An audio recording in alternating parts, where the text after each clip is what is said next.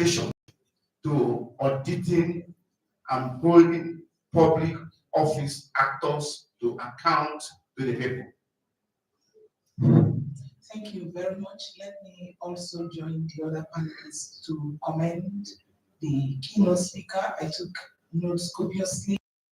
Also, the chairman of this occasion.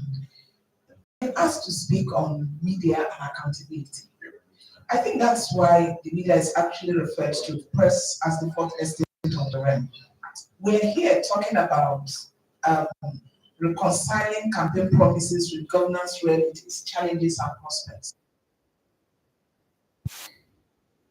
Yeah, let's say, looking at reconciling campaign promises with governance realities, media, they have been hit. I mean, the free independence now.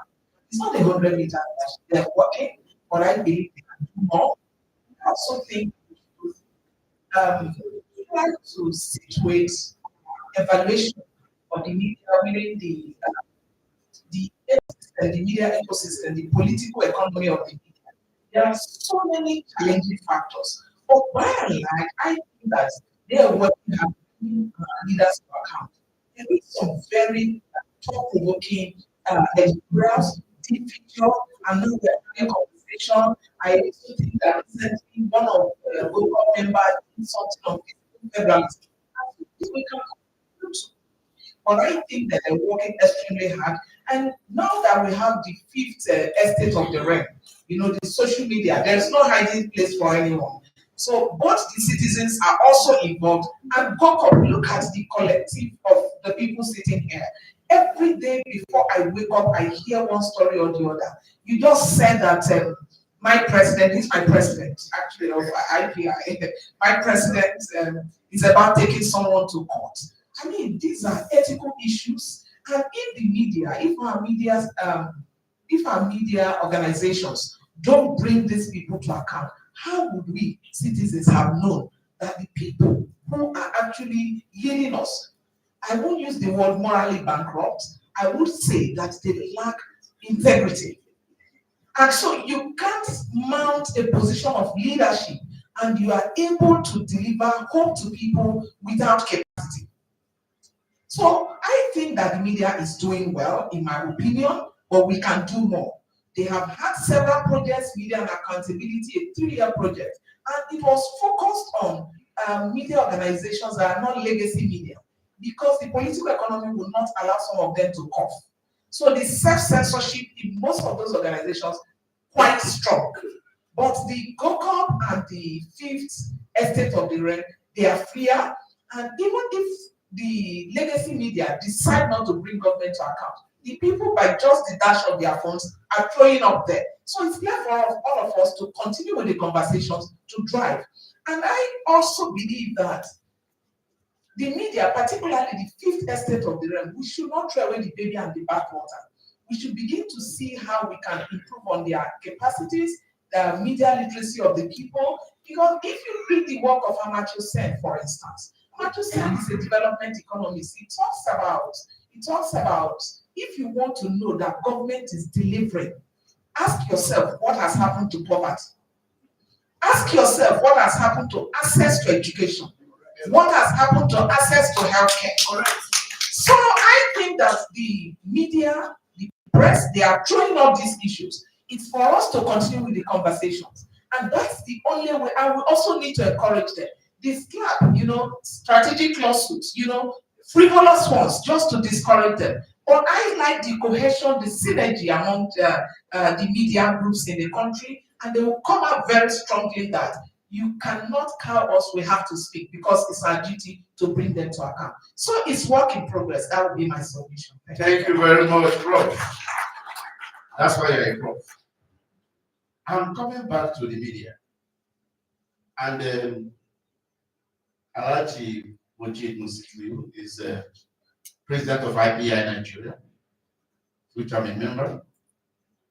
But I'm not going to spare you as my president. I'm going to ask you a question.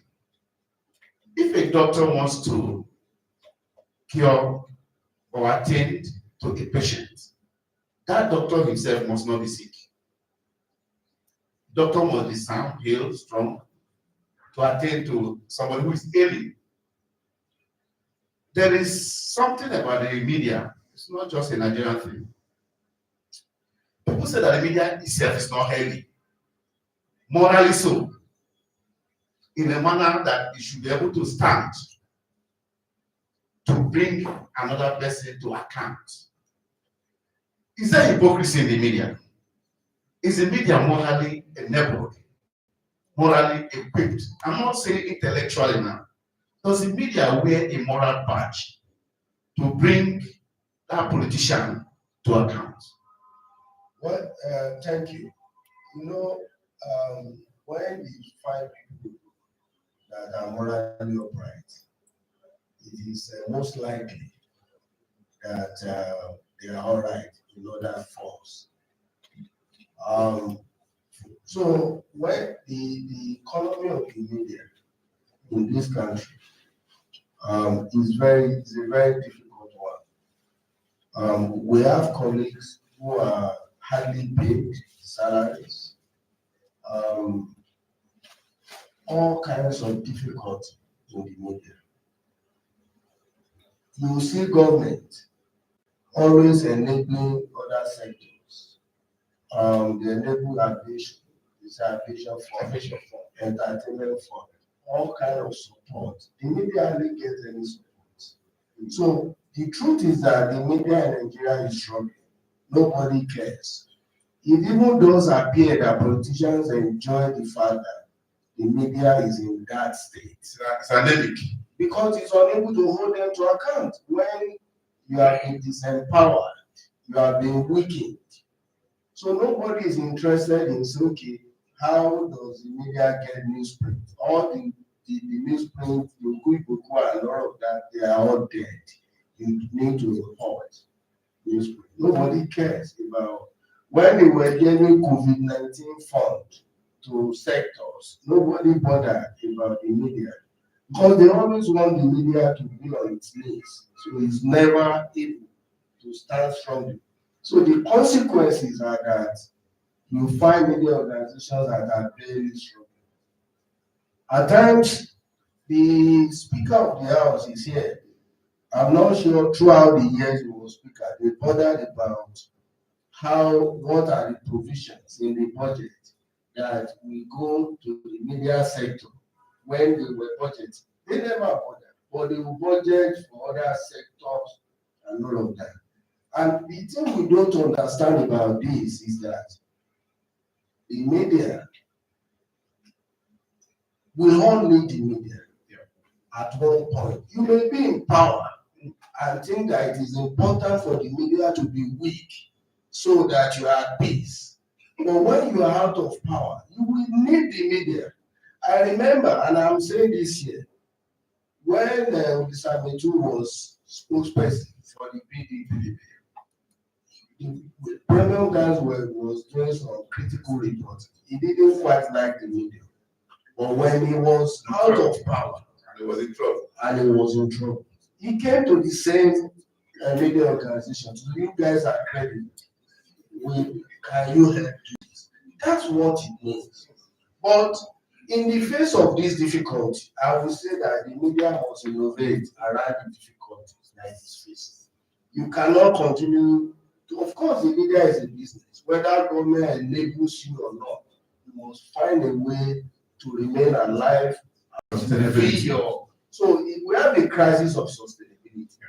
And what I would say is that we must continue to innovate. One of the innovations that I remember work during the Buhari regime was a project known as Buhari Meter. It is a project meant, and I'm sure Alhaji Lai Mohammed will remember that project gave him a bit of headache. It was a project between us and the Center for Democracy and Development. So, which was then tracking how that government was delivering on electoral promises. I'm sure that enables even the government to be on its toes. And then I think it's time for something like Tinubu Meter and this one. so that we continue to hold this government accountable. Thank you very much. I'm coming back to DG Noah. Truly, I must confess and I must admit that you have brought a new verb of National Orientation Agency. There's no doubt about that. You are now in our faces on television and all that. It was not there before. At a point in time in this country, before 9 o'clock NTA News, that signature tune, the first line that will come out is, "It is 9 o'clock. Do you know where your children are?" You see, those values, those things that task our conscience.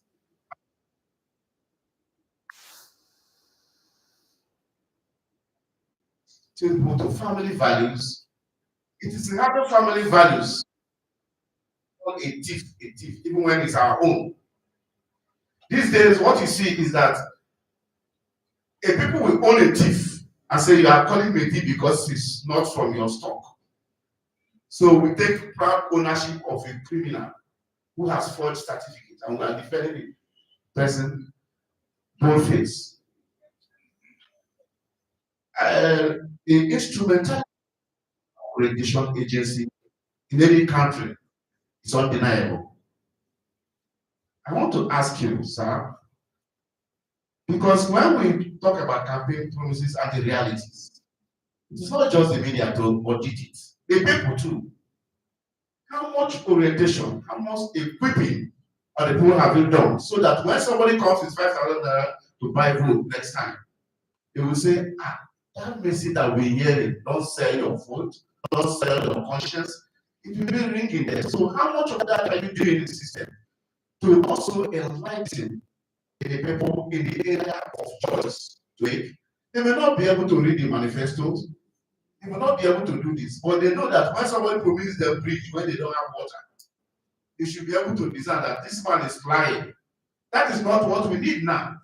So there must be a need assessment. How do you reconcile what you are doing now with empowering the populace to be able to audit the campaign promises vis-a-vis what they get at the end of the day? Thank you very much. I'm not sure this audience is ready for the question you have asked, because if I go into what we are doing, I'm sure the next 2 hours would not be talking about manifesto again. So I'll try to just abridge it. We're talking about bridges now. So yeah. Abridge it. Okay, so the mandate of NOA is dual. One, by the act setting up the agency.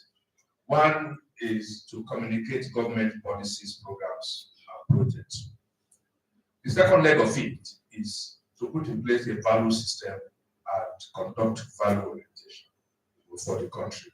So your question rests on the second leg of that mandate. Yeah, and unfortunately for us in this country, successive governments have tried to promote values, but it has largely been about mantra and sloganeering, and that has not worked. And the effort made 2 years ago was to study why that has not worked. If you take yourself back to mid-80s, when the government of the day, the late President Muhammadu Buhari, who was the head of state that time, came up with his own way of galvanizing Nigerians. And when people talk of Japan now, I tell them that it's more of a emotional thing. But the real Japan was in the mid-80s, following coming from austerity measure, they're going to structural adjustment program, and then you had people talking out that the head of state had to make a national broadcast where he said, "You should please stay back for us to salvage the country together." And then there was a popular slogan during that time: "Andrew, please don't check out." And if you take it down to the time of the opulent brother Akuli, you will remember Nigeria good people, good nation. And he actually tried to rebrand the country. And then of my uncle, Alhaji Lai Mohammed, change begins with me. This is where all the effort we studied. And we found out that 2 things were missing, which we needed to add to their effort. And one was the fact that the country required a documented value system that everybody understands this is the value that this country subscribes to. And we illustrate that by saying, imagine Christianity and Islam without the Bible and the Quran. Where are you going to get the guidance for whatever you need to do? So we need to do a document that spells out who is in Nigeria and what are the expectations, what are the attributes that you must find in Nigeria. Because if these things are there, both the person who is seeking vote and the person who is going to vote will be guided by this value, the principles. So that's led us to what we call the Nigerian Identity Project, which we took to the FEC in September last year with 14 prayers, and all of them were approved. And the compass to deliver on that is what we call the National Values Charter. So there's a charter now of the values that this country has. So the second leg of it is to say, you can imagine Christianity again and Islam, then you don't have the Bible, you have the Quran, but you don't have the churches, you don't have the mosque. So where are you going to get the institutions to nurture adherents? So there must be institutions to nurture Nigerians on the values that we have subscribed to. And some of them were available in the past, but somehow we threw them away. We used to have civic education in school those days, where people learn from their formative stages in life, what good citizenship and all of that was all about. We had some other institutions, voluntary institutions of nurturing, like the Boy Scouts, the Girls Brigades, and all of that. So then we don't take them serious anymore. So in the last 3 decades, our children, the so-called Gen Z, have been victims of lack of attention, both from the government and the parents. And no value system was put in place. No role model were put in place for them. So they grew up exposed to foreign values. So we have produced foreigners in the last 10 years in the country. And that's why when you go to social media and see what is going on there, you wonder why things are different. Yes, because they are. So to cut it short, we recommended 7 institutions of nurture because we believe that the bedrock to this is to put that value system in place. What people of values, many of these things that we complain about would naturally not happen. So if you say I'm a good Christian, people already know what you are talking about and what they should expect from you. If you say I'm a good Muslim, people understand what you are saying and what they should expect from you. So if you say I'm a good Nigerian, what exactly do you mean?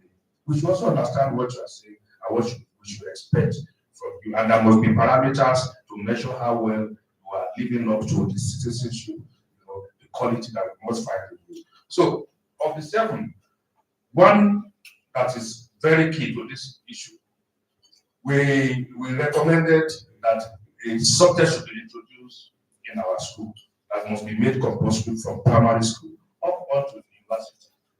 And that subject we call citizenship study, where you learn what it means to be. And that is what happens in other countries.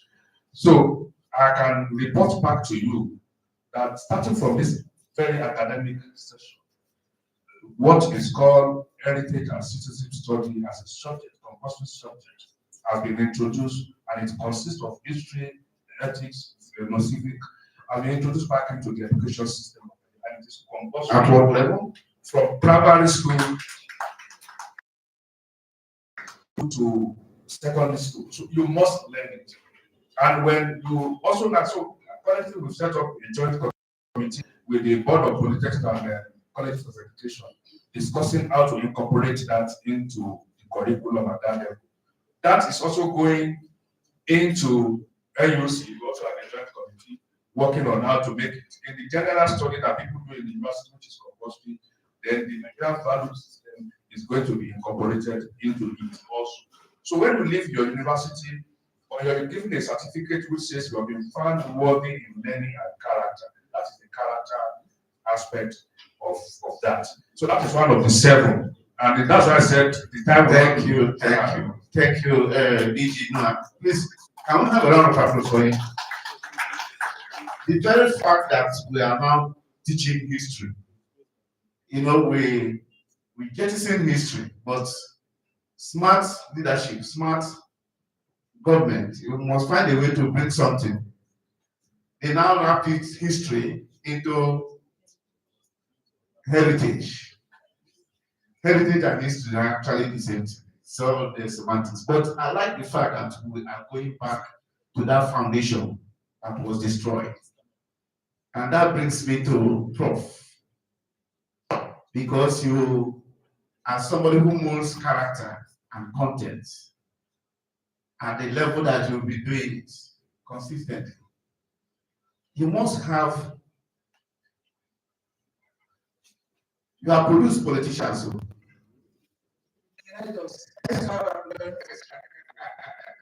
you have produced politicians at all levels, local government chairman and the rest of them. And do you sit back and wonder what has happened? Is it the person that I thought? Is there a disconnect between the cake you baked and how it is being eaten out there?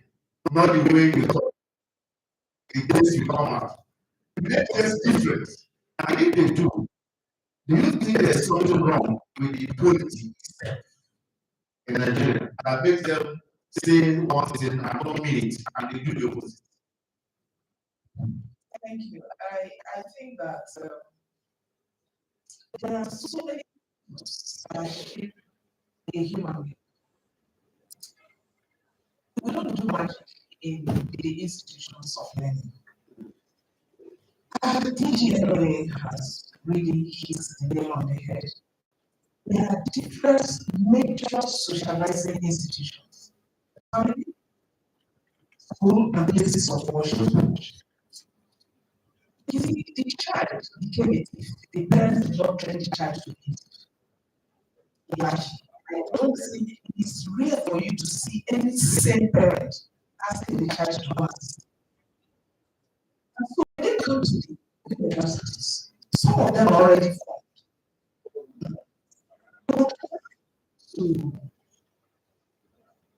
To make them unlearn the negatives, relearn, and move on to test the society.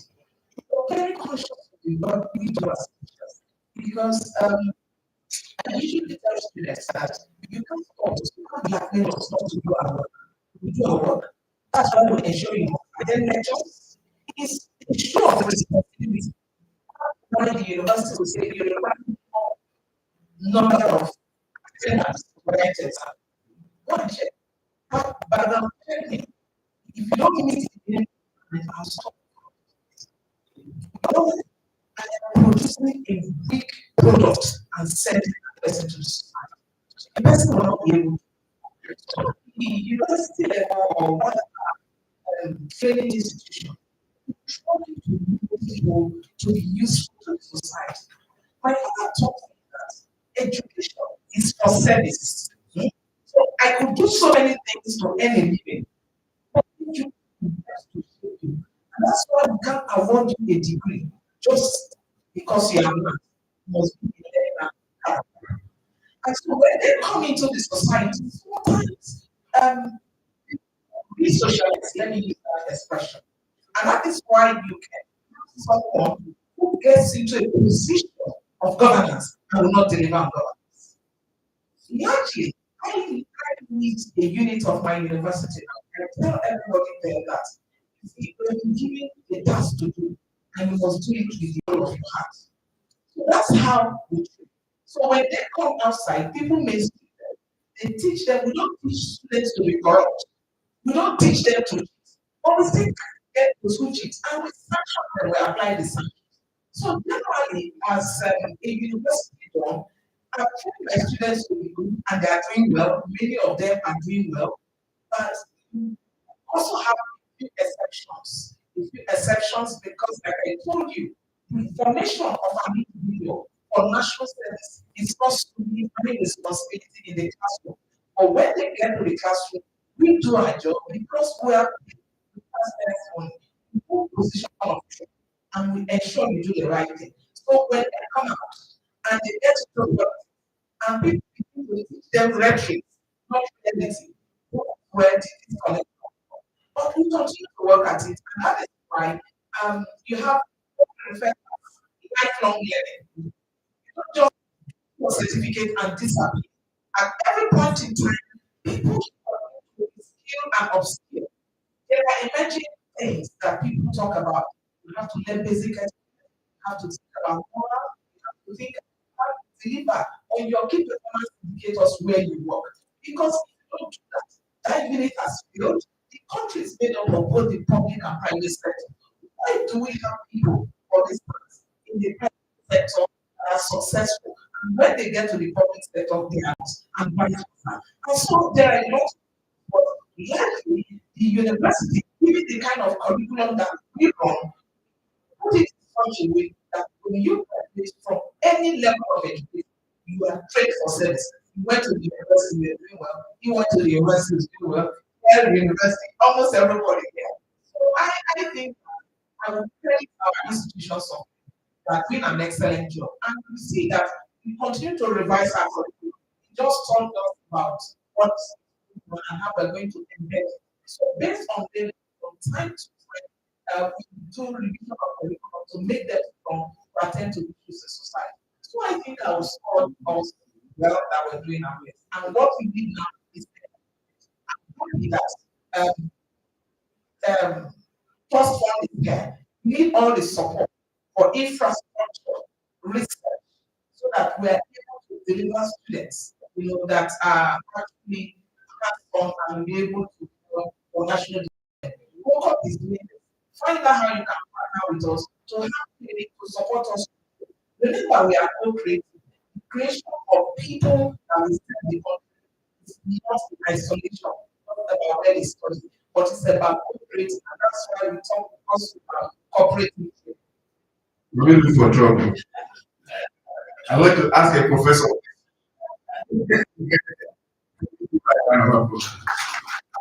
That is professorial. And I think we just draw the conclusion here on this time. I'm going back to the audience. Mr. Speaker, our keynote today, I'll still have let me have that privilege of calling you Mr. Speaker. Let's assume you just address Parliament.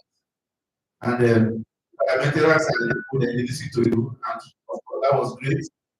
Deep reflective. You touch on governance, you touch on character, you touch on value and integrity.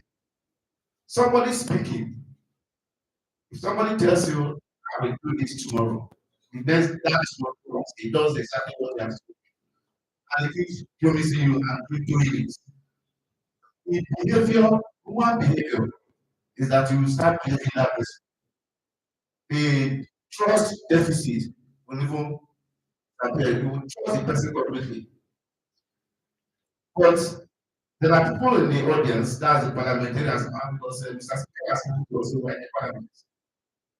I'm taking this to the audience. If you have a question, just ask your question directly. If you don't have a question, you have just 1 minute to make your contribution to the keynote address.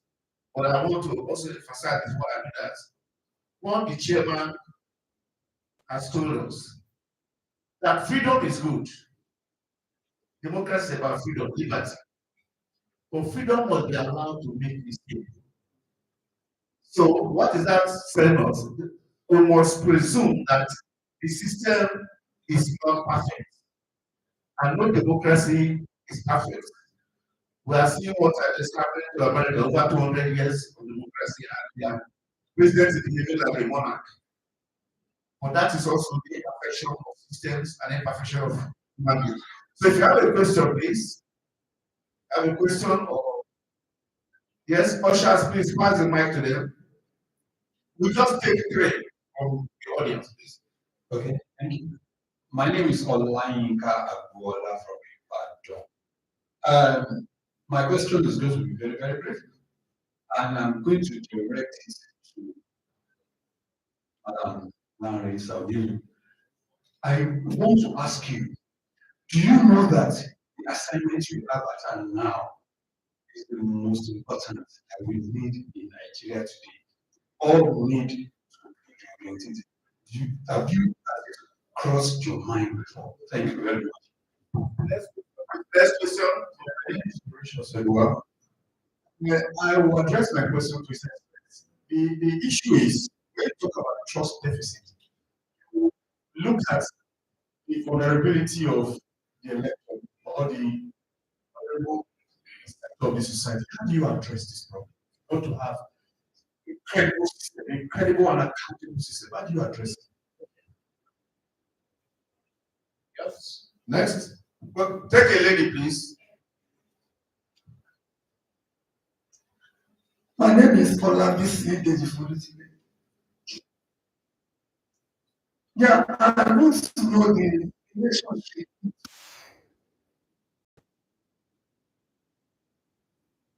during elections and outcome for the electorate at the end of the day. Because this, for Nigeria, I know that politicians spend beyond what is even approved by the Electoral Act.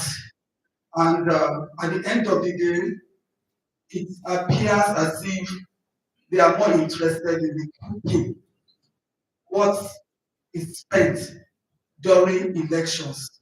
So I want to know if there is any relationship between that and general outcome and for the electorate, and how we can actually work towards ending this kind of So this now, I guess, speaker. Yeah. taking them.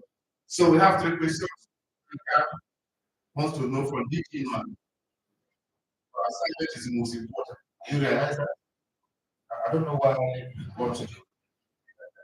I'm already scared, and he's trying to now compound this by reminding me. Oh, okay, yes. Why it's not that difficult? Because I realize it's not down to, and I am lucky on many fronts. One is before I go to everybody, I was one of those people who felt that this issue outlived its usefulness.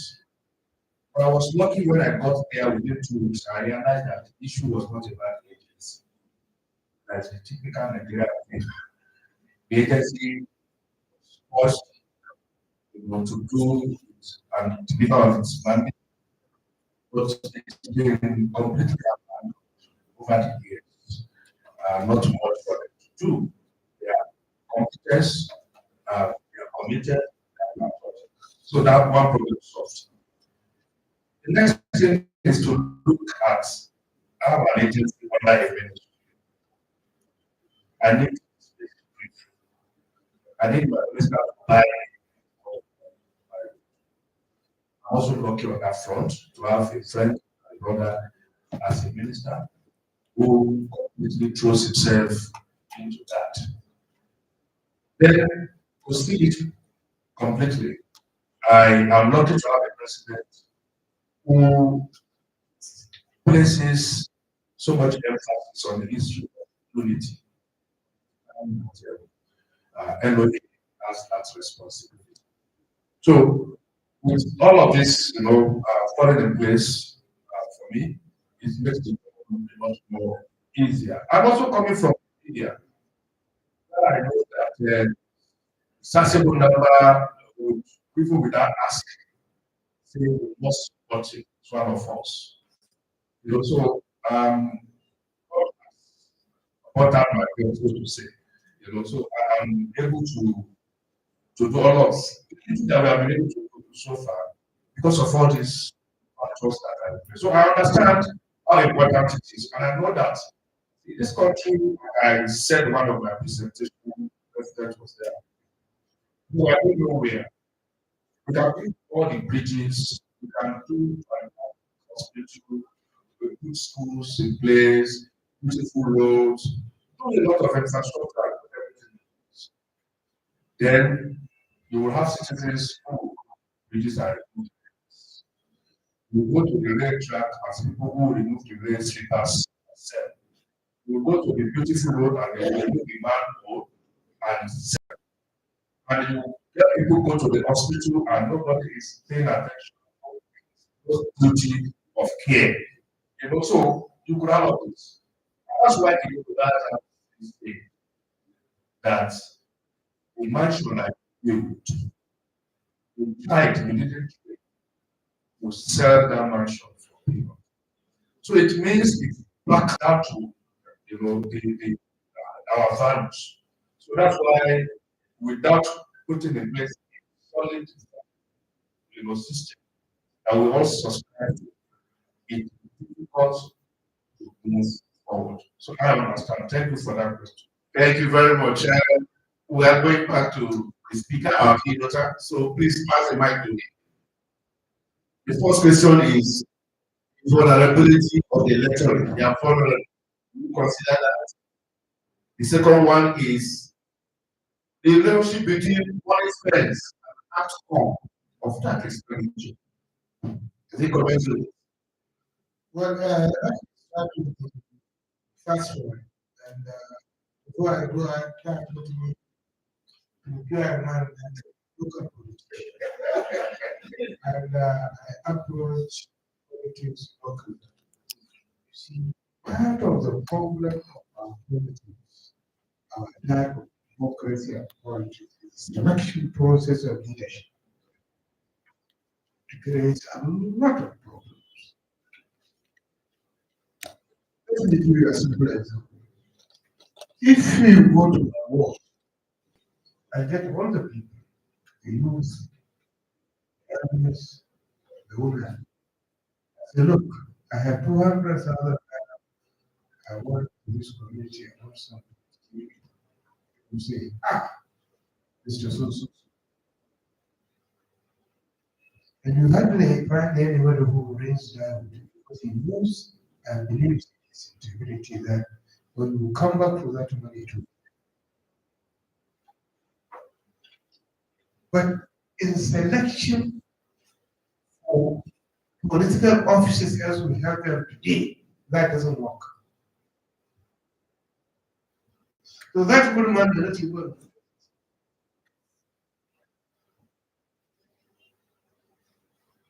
It will be the most and then you put certain barriers. You're going, I'm just being local. If you go to my word now, you will take a counselor. The process has limited the choice who will be my counselor. It says that person must have gone to at least senior secondary or certificate with this. I'm telling you this from experience I had when I was a school servant. I visited a village in my community and somebody ran up and down me. I said, so what are you doing here? He said, well, I'm the counselor present.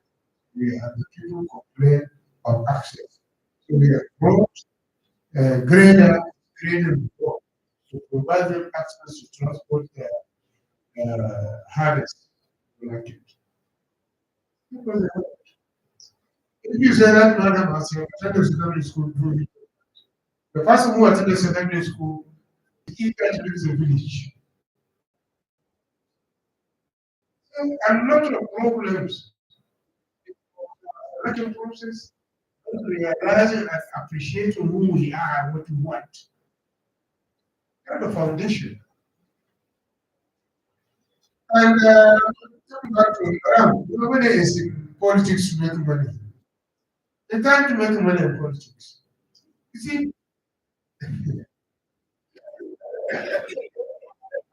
my boss is here. You can't make money in politics. Yes. If you think you to make money in politics, there may be exceptions. There may be exceptions. Because if I have money to invest, I can't invest it there. They're taking a chance. And you lose and you lose. And you go there, chairman of the local government, or the president, or the governor. Only I will not see you. When you cannot pay salaries, basic, how can you make money out of it? People, you see, you don't, everybody who's in politics is in politics to make money. I tell you, if I want to make money, I'll take the land of property, boers, retailers, and others, not government. Where the money in the government? People think that sometimes they laugh. Yeah, there may be some of us that are changing the majority of the people. Even if they make money, they still. There are people in the service who are making money. They are there in the system. They are not politicians. The money of Nigeria is not politician. What you find that 90% of those properties in estates do not belong to politicians. They belong to whom they belong. I think it is time for them to be looking at these people. Oh, but no leadership is the middle. There's no doubt about it. And luckily now with this today's world, you cannot hide. You can only run because you can track the money. But somebody hides. So, madam, we don't. I don't think that you have politics to make money. No. What is the provider service? There are some of us who are very lucky that they're choosing a career to provide service to the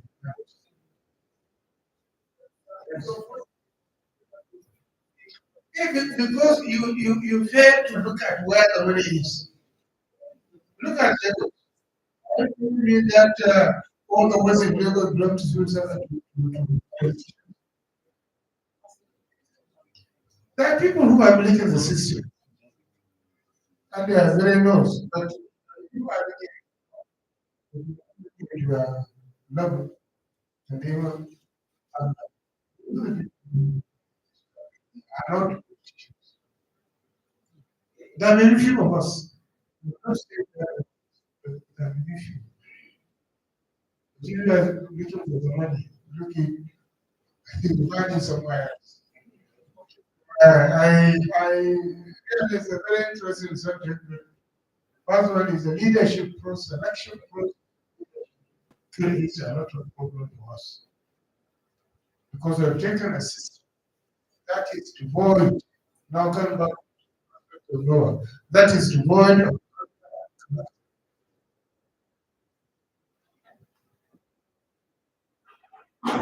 but it's built on something that roots. Thank you. Thank you. Thank you very much. Thank you, Your Excellency. We just take two more contributions from the floor. Just two, and then that's the end of it.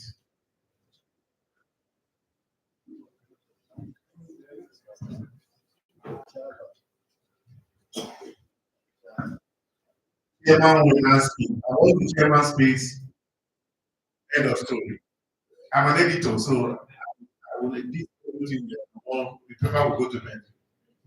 Ladies and gentlemen, it's a real opportunity for me to be here.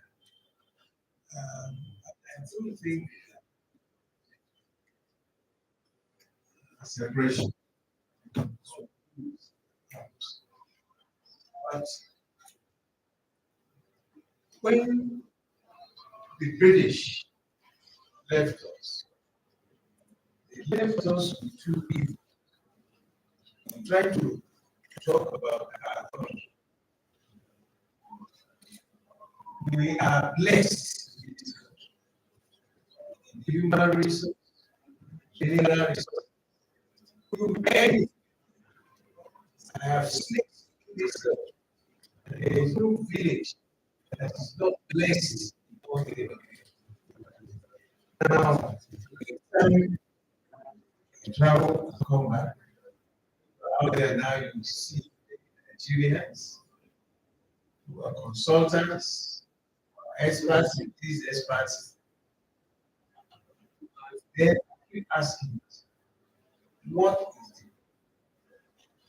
I'm happy that one of the speakers stated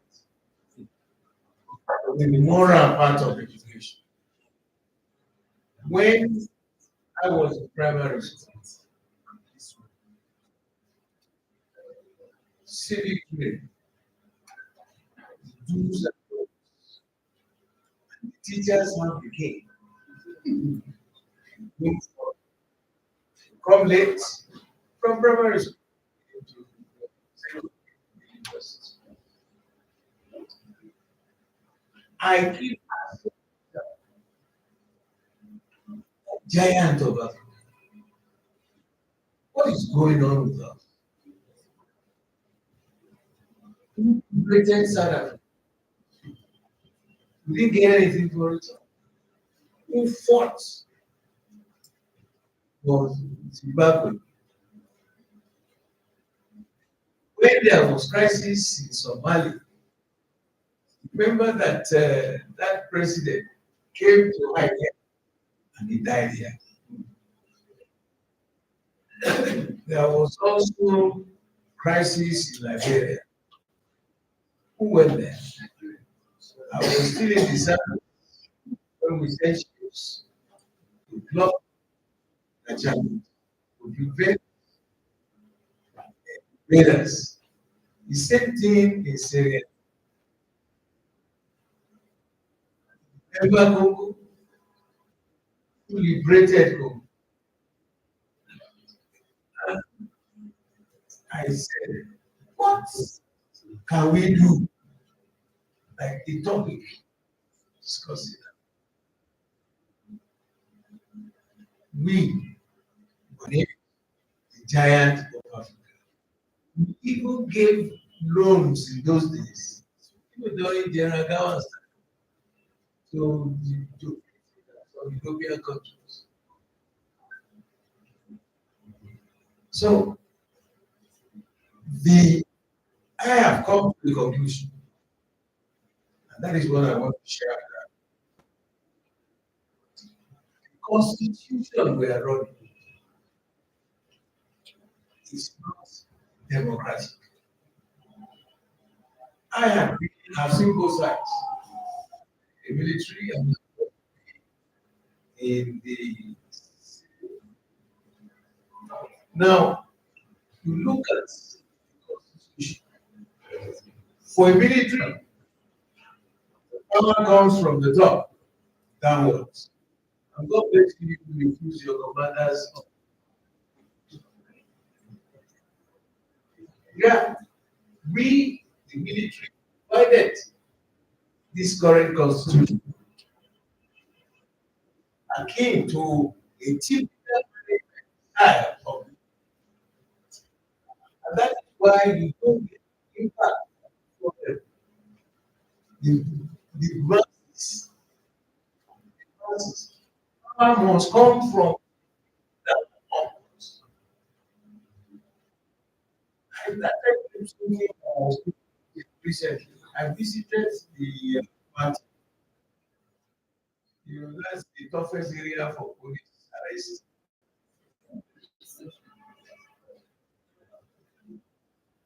Another one, you see,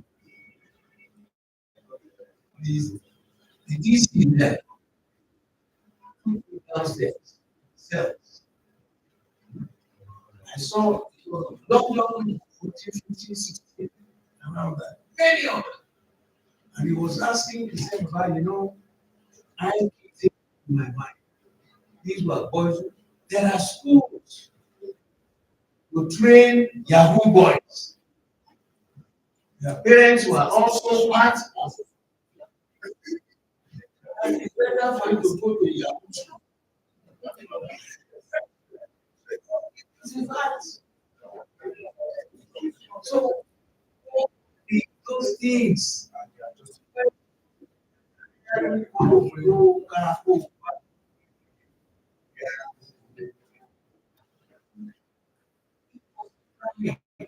I don't know, somewhere along the line you stop teaching history. If you fail to know your past, how would you avoid the pitfalls that you go from the past? And change this constitution. Let it devolve powers to those governors, local governments, American system. The constitution we have,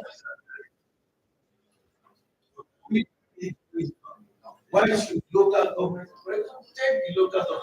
I accept the military created this power. No, I'm not here to deny the governor. When you are trying to, I tell you one thing, give you one information. We came to Lagos to discuss that creation of local government. By the time I got here from Akure, by coming to Lagos, the late Papa Adeni,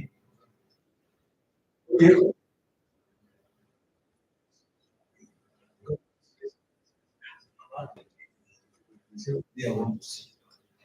Yes. I took him with that, we didn't have any clap up. We cleared one. And what is the he said, I hear that people want to create one local government. He said, but because it's my in-law, his first wife is my father's sister. He said, me, kingdom, you want to go and start costing up. That was his perception. I went to Oga. I said, he said, you don't need nobody knew what. And all this advocation, the monthly that's why today the biggest populated state in Nigeria, the largest state in Nigeria, Ogun that is not even up to a 20 local government. No, seriously. Up is enough. Kano is 44. Jigawa 7. And Katsina. And representation at the National Assembly is based on that. Apart from that, what they can do and the allocation directed based on the number of people. That just is that fairness. And I think talk about it. They say when so complaints what Prof said about education. You say maybe at the end, if you have a little kid from that child through something, then the cities, the do's and don'ts, the culture, the respect, which is akin to Africa, missing. We've been pleading. You see the president, but I've met with the other my friends here. What is the anything we raise up in this country, we have changed it to religious and tribal. We must get rid of them in whatever form. This nation is now that Trump has started to drive everybody. All those professors and all these brilliant Nigerians who have and I have thank God for most of our northern governments. Education makes people easy to difficult to deceive. I have a lot of sons all over this country, and I'm happy. I want but brothers in the north have done together. The challenges of this insecurity, because when they finish, they go. Where's the hope? They go back to the homes where they went out. The government told them, you must go to school, go. Look at their